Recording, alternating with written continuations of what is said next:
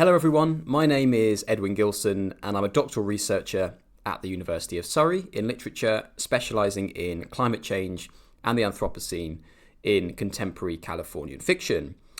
I'm thrilled to have my article published in this exciting special edition of Literature Compass, and the article is entitled For the Planet, for Home, Generating Global Responsibility in Los Angeles Climate Fiction.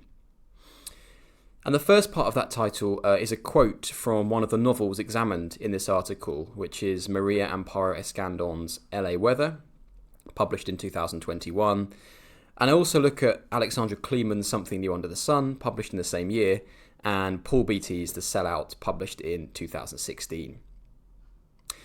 And the core argument of my article is that these works of Los Angeles fiction, which may initially appear to be strictly regional novels with a limited geographical setting, actually evoke a sense of planet, to use Ursula Heiss's term. And by this I mean that they illuminate the planetary scale of climate change in the Anthropocene from a local perspective, directly and indirectly in different ways, thereby using a literary setting to illustrate a global reality. By extension, I argue that the narratives of Escandon, Kleeman and Beattie generate an impression of collective responsibility based on a planetary outlook and ethics system.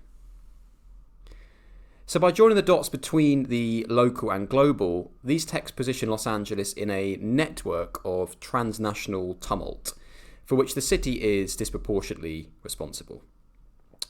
So the fire, drought and pollution represented in these novels are not merely pitfalls of regional life, although LA has long been vulnerable to these kinds of issues, but rather they are symptoms of a planetary malaise. So LA is one of the biggest energy consuming cities in the world, of course, and the gargantuan greenhouse gases it produces have a detrimental impact on particularly poorer populations, both within and far outside its own borders. By highlighting this inequality, the novels examined here expose injustice at micro and macro scales and urge a sense of global responsibility in our age of escalating environmental crisis. So I first explain how Escandon's LA Weather initially establishes a binary opposition between local and global scales, before gradually collapsing this distance and demonstrating that LA's environmental problems have not just regional but planetary significance. And I then examine the ways in which Kleeman's Something New Under the Sun also highlights the immense spatial sweep of climate change from a local standpoint, showing how the crisis is unfolding, quote, everywhere and nowhere at once, to use a quote from the novel, across micro and macro scales. And finally, I contend that Beattie's portrayal of environmental injustice in The Sellout, and particularly the toxic pollution that afflicts a mostly African American neighbourhood in LA's South Central, should be read through a planetary lens. And by this I mean that Beattie's LA is a microcosm of the Anthropocene, revealing how industrial modernity is disproportionately affecting poor and minority populations at local and global scales. Read as a group, these novels visualise the planetary scope of climate change and its accompanying injustices, and encourage a global rather than provincial worldview.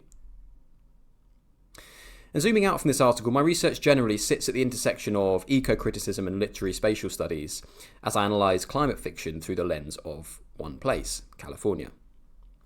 And in terms of what I'd like to see in my field of research going forward, I'd be fascinated to read more work on how a focus on specific places in fiction can illuminate the lived experience of climate change and the Anthropocene. As my research hopefully demonstrates, regional identity and geography can be used to demystify the physical, psychological and philosophical effects of our proposed epoch. So I'd love to read about the potentials of other literary settings in this regard, because every place, every setting will have its own unique ways of representing climate change and the Anthropocene. So I hope you enjoyed the article, and I'd be really happy and interested to hear your feedback. My email is e.gilson@surrey.ac.uk. And thanks very much for your interest.